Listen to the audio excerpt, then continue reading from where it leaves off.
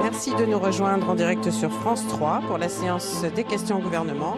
Bonjour à toutes, bonjour à tous. Bienvenue à l'Assemblée nationale où je reçois aujourd'hui le député Les Républicains Frédéric Lefebvre. Bonjour. Bonjour.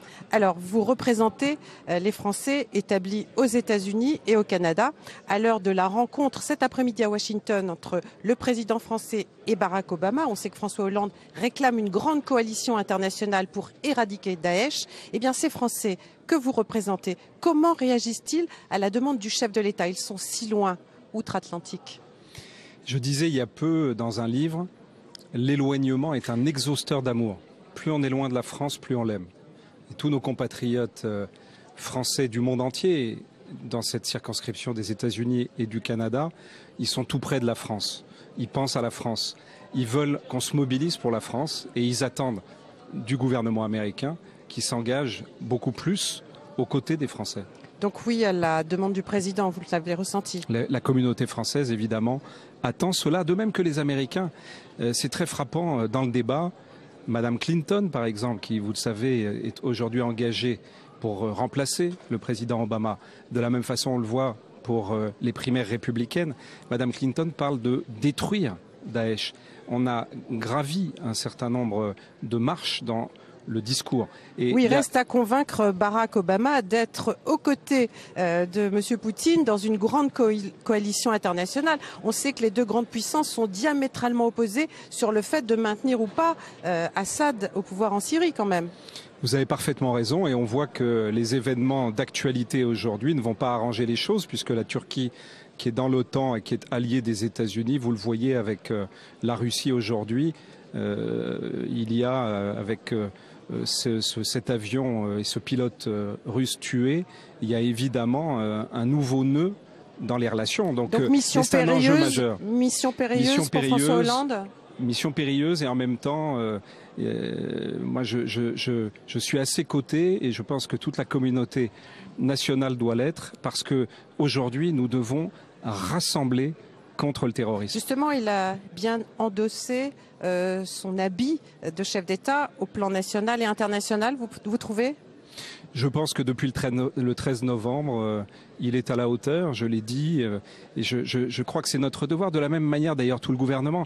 Quand le Premier ministre, par exemple, et il a raison de le faire, nous dit en cas de risque chimique, d'utilisation d'armes chimiques, je suis à ses côtés, mais je dis en même temps, et c'est notre devoir, je veux le dire à votre antenne, et je veux le dire à tous les Français, protégeons les Français, informons les Français. Si il y a ce risque chimique avéré, que devons-nous faire ? Est-ce qu'on doit aller dans les pharmacies? Est-ce qu'il faut aller à l'hôpital? Qui devons-nous appeler? Je crois qu'aujourd'hui, notre responsabilité, elle est évidemment d'être unis, mais elle est d'agir. Donc vous demandez à Manuel Valls de Français. faire en quelque sorte l'explication de texte de cette alerte qu'il a lancée. Bien sûr, je demande à tout le gouvernement de se mobiliser, que les Français soient informés, qu'il y ait des bandeaux d'information. On ne peut pas dire, il faut le dire, nous sommes en guerre et voilà les risques que nous courons et en même temps ne pas nous dire quoi faire.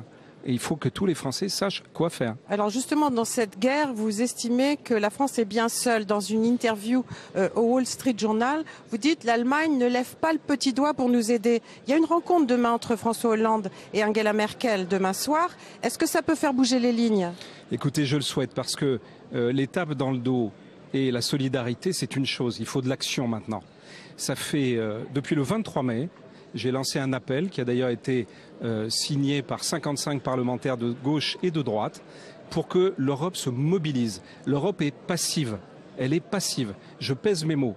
Aujourd'hui, après la rencontre avec M. Cameron, on voit que les Anglais sont prêts à se mobiliser. Oui, jeudi, le Parlement britannique doit se prononcer. Mais moi, je veux que les Allemands s'engagent, soit qu'ils mobilisent des hommes, soit qu'ils mobilisent du matériel, soit qu'ils mobilisent des financements.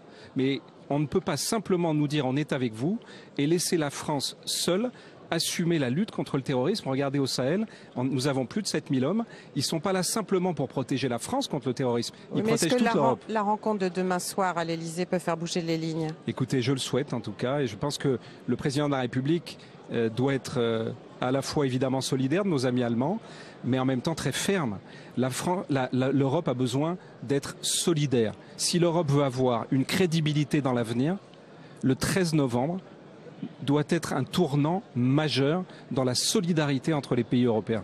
Alors après la tuerie horrible du vendredi 13, vous avez écrit un poème en hommage aux victimes qui a fait le tour du net. Comment l'homme politique que vous êtes est-il devenu poète? Vous savez, je rentrais des États-Unis, je rentrais dimanche des États-Unis. Dans une nuit d'insomnie, j'ai écrit parce que les mots apaisent, oui. Les mots apaisent. Et de manière très simple, enfin, avec beaucoup de spontanéité, d'authenticité, j'ai voulu le partager. Alors pardonnez-moi, les téléspectateurs peuvent lire quelques-unes des phrases de votre poème, qui a d'ailleurs été salué par un député socialiste, Eduardo Rian-Sipel. Il l'a trouvé émouvant. Au-delà des clivages, on peut s'entendre dans le malheur qui touche la France? Bien sûr, aujourd'hui, chacun est porté par l'émotion. Chacun vit à travers les victimes, les proches des victimes, le drame qui a touché la France. Et chacun comprend que ça peut nous toucher tous. D'ailleurs, il n'y a plus de gauche et de droite. Il ne doit plus y avoir de gauche et de droite. C'est vraiment, vous savez, et ça c'est aussi un des sujets sur lesquels tous les Français que je vois, y compris d'ailleurs aux États-Unis et au Canada, nous appellent tous à un devoir d'unité. Ça ne veut pas dire qu'il ne faut plus qu'il y ait de débat, mais il ne faut pas de combat. Dans cet hémicycle. Nous écoutons Laurence Dumont qui va présider la séance, vice-présidente socialiste.